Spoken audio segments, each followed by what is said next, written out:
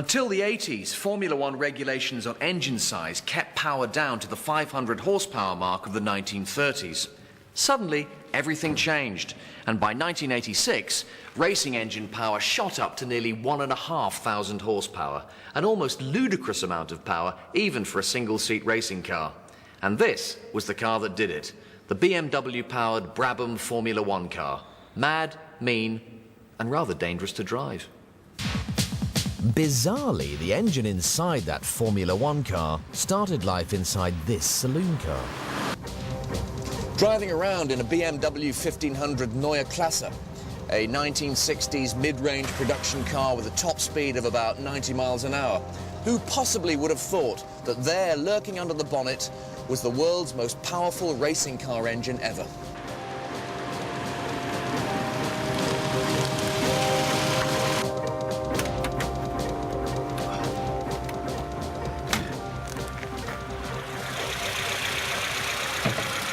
So there it is, the M10 engine. 4 cylinders in a line, offset from the vertical, 1.5 litres, 1499 cc to be precise, producing 80 horsepower at 5,700 RPM. Extraordinary to think that one day a version of this engine would win the Formula One World Championship. Don't believe me? Have a butcher's at this. And here, lying on its side, under all that bolt-on development, is our new friend, the 4-pot, 1.5 litre M10 production car engine block. So, how did it happen? Well, since 1966, Formula One rules restricted engine size to 3 litres or 1.5 litres if you used one of these. A turbocharger. A turbocharger is just like a supercharger. Its function is to compress the air that enters the cylinders for more powerful combustion. The difference is that instead of running off the crankshaft, the fan that compresses the air here is driven by another fan here that's connected to the exhaust system. A brilliantly simple concept with a lot of teething troubles. At the time, no one thought it was possible to turbocharge such a small engine, but BMW proved them wrong with their 2002 Turbo, Europe's first turbocharged production car. Whoosh, there we go. With this car, BMW tried to solve the problems that come with a turbocharger, most famously turbo lag. Because the turbocharger is powered by the pressure of the exhaust gases, it doesn't kick in until quite high up the rev band, in this case 4,500 RPM. So you put your foot down and you accelerate normally, and then when you hit about 4,300 RPM, the turbocharger should come in. I'm putting my foot down, and here we go. Here we go, go, go, go, go. Bam! Here it comes. Whoosh! A massive boost of power. Quite easy to get caught out by that and spin off the track, and a lot of people did.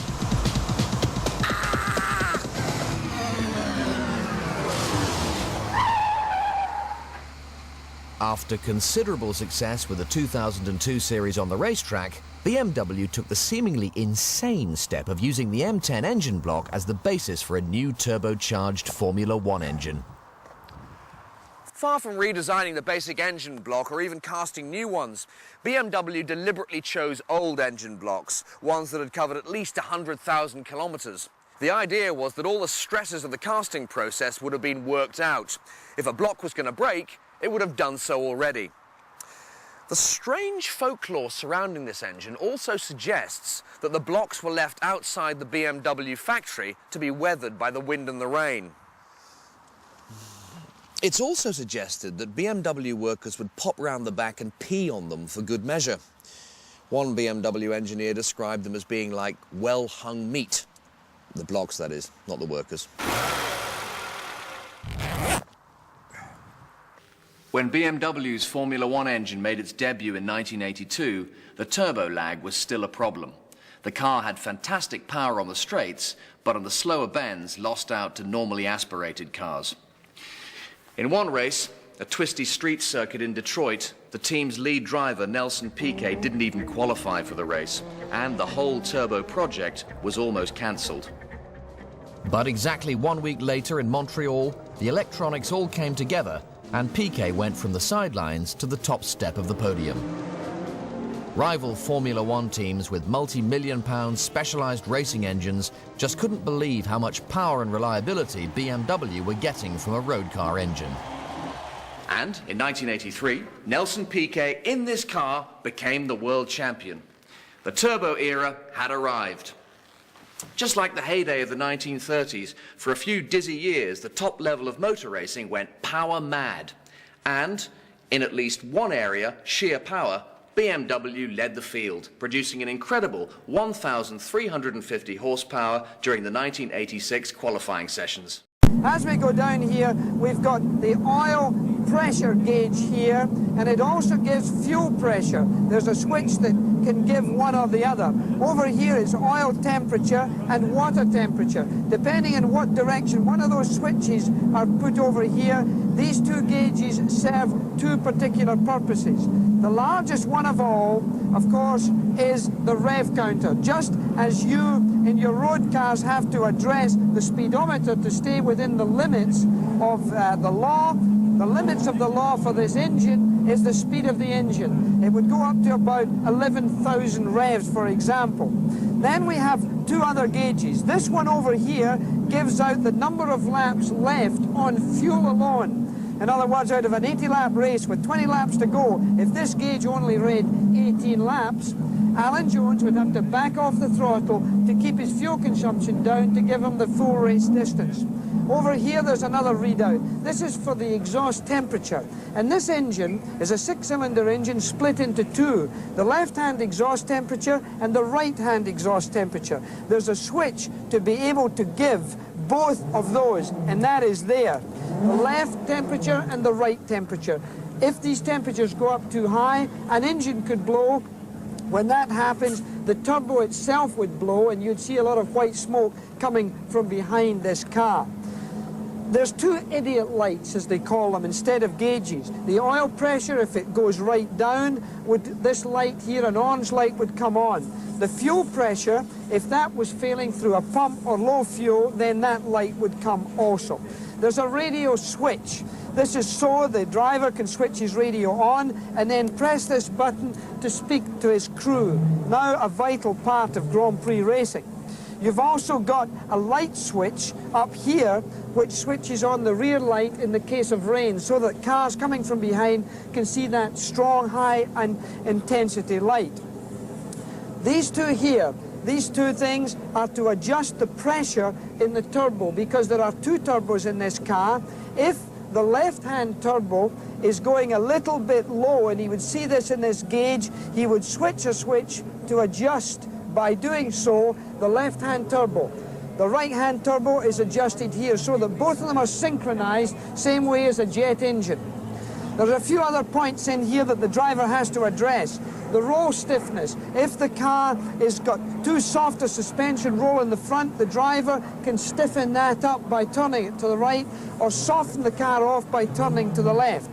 The brake balance, the ratio from the front brakes to the rear brakes can be changed also because as the fuel load goes down, the weight distribution changes and he can adjust the brake balance by doing this. Then, of course, there's the gear shift itself, a 6-speed forward gear shift that he would use all the way around this course. To get into reverse gear, he would have to pull this out so that he doesn't inadvertently engage a reverse gear while going forward.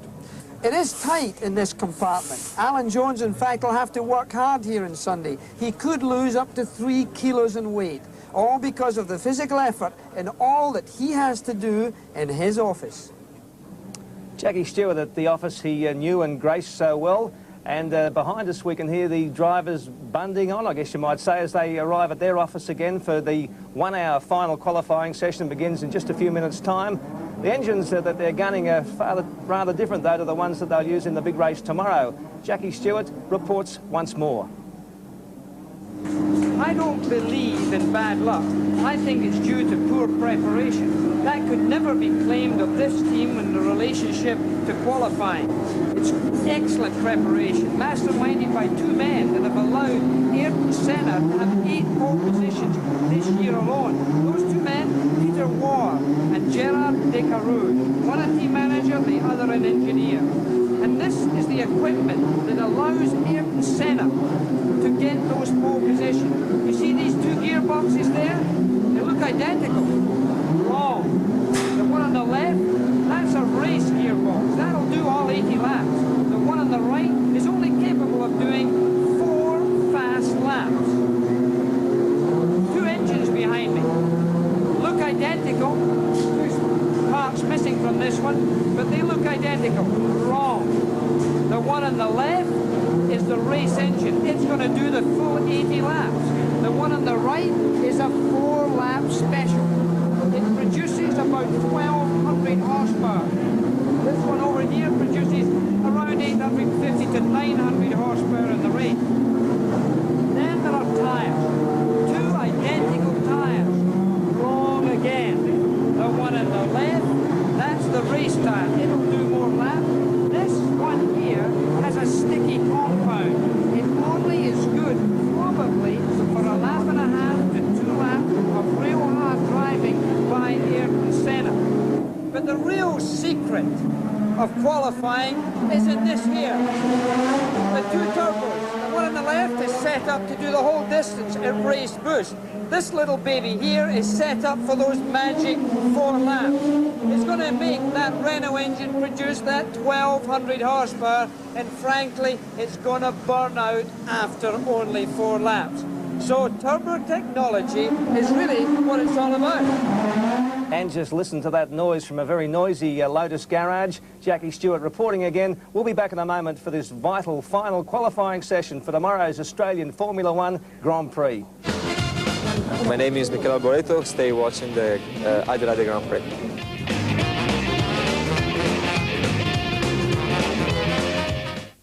It's a vital final qualifying session down there in pit lane, where they come out as though they're catapulted from a giant Shanghai. Ken Sparks and Vern Schuppan. Thank you very much, Mike. Well, the adrenaline is really pumping down here on pit road, and of course we now go to the vital timing. Vern, what will the drivers be looking for?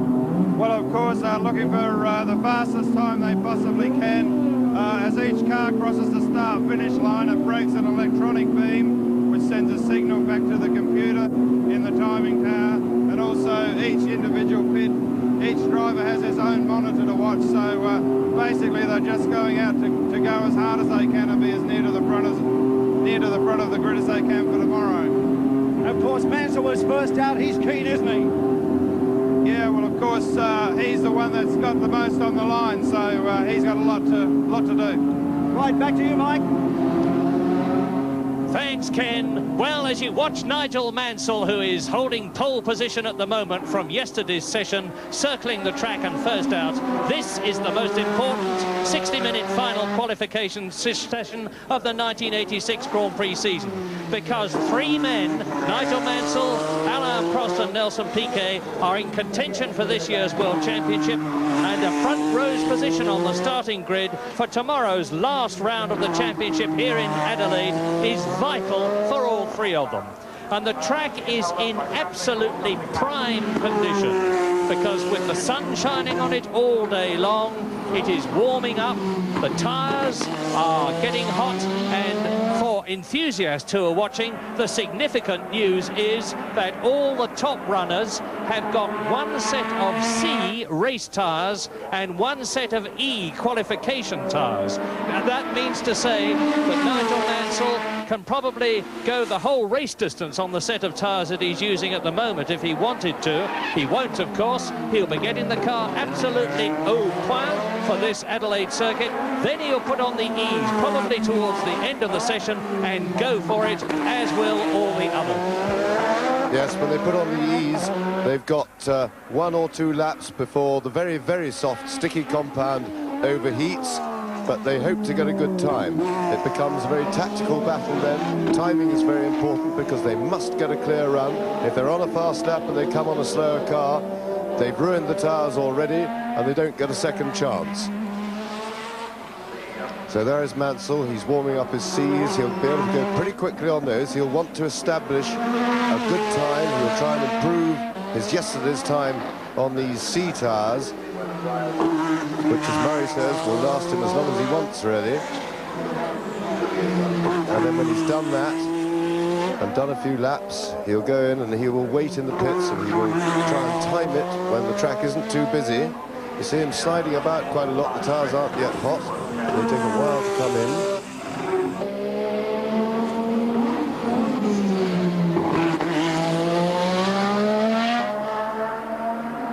And then down the long straight, they build up.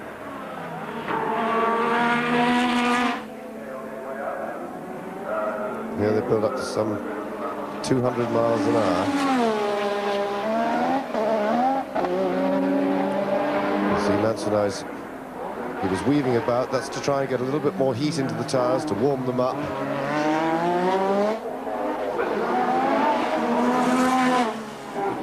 He'll probably take the second lap quite slowly as well, and then on his third lap he'll start really going for a time. Nigel Mansell's fastest time yesterday, which gave him provisional pole position on the starting grid, was 1 minute and 19.255 seconds. But significantly, Alain Prost in the non-qualifying session this morning went round fastest of all time at Adelaide, 1 minute 19.121 seconds, which is some 4 seconds inside Keke Rosberg's 1985 lap record and faster than Ayrton Senna's pole position time last year. Well, you now watch Gerhard Berger, the Austrian, in the tremendously powerful 1350 horsepower in qualifying trim BMW-powered Benetton. That is the man who won the Mexican Grand Prix. Now, let's go round the lap with him. He goes from here, the start and finish point, into the S's in second gear. Then he goes round what I call Gumtree Bend for obvious reasons, down to Wakefield Turn, second gear at about 110 k's. Now into East Terrace Bend, second gear still, 110 k's, and Berger really looks as though he's pressing on. He, unlike all the other drivers I've mentioned, is using Pirelli tyres and may well be going for a fast time right from the beginning. Flinders Bend, the right-hander. Now he comes up towards Market's Turn, which is a second gear, 110 miles an hour, 110 k's an hour turn, up to Stag Turn by the famous pub of that name. Now down towards Brewery Bend. He's doing about 150 kilometres an hour. Swings round, well, he's speeding up, but he is not on a qualification lap at the present moment. He was 2 seconds faster on his last lap than he had been yesterday, and it's actually put him up into 5th position on the grid as you look at the cool, calm and methodical Ayrton Senna sitting in his car. Now, Senna has got an enormous number of pole positions to his credit already in his short career. 15 times he's been in pole position. He's waiting to go out in his Lotus Renault on his Goodyear tyres.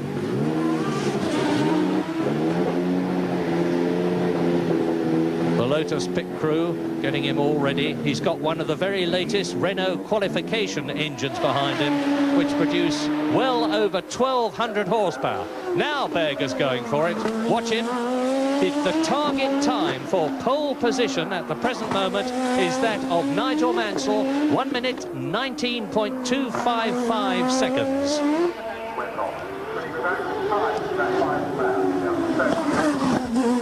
Yeah, Berger is definitely on a quick one now. He's already improved his time dramatically, making himself up into 5th place with a 120.5.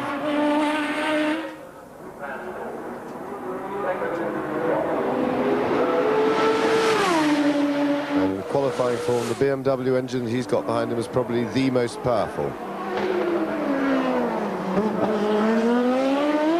See a little bit of fluid just spilling out of the breather there.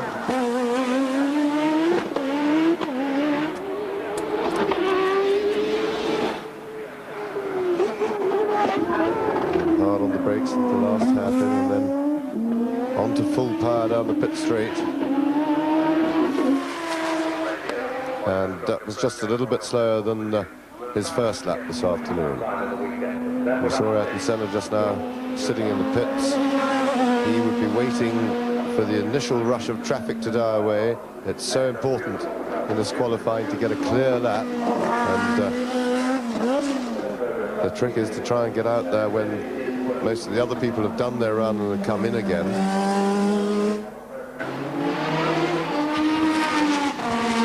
Down in the pit lane, the Goodyear and the Pirelli tyre technicians, there incidentally is Alan Jones in the cap and the jacket, are testing the temperature of the tyres as they come in and the drivers stop. They stick a probe right across 3 points of the compound of the front and rear tyres, measure the temperatures. That there is Stefan Johansson, the Swedish driver for Ferrari, who is about to drive for his last time for Ferrari in 1986 on Sunday, because he has been, in the opinion of many people, wrongfully dismissed by Ferrari to make room for Gerhard Berger. There's Ingegneri Tomeni just walking out of the picture. That's the man who's responsible for setting up Johansson's car.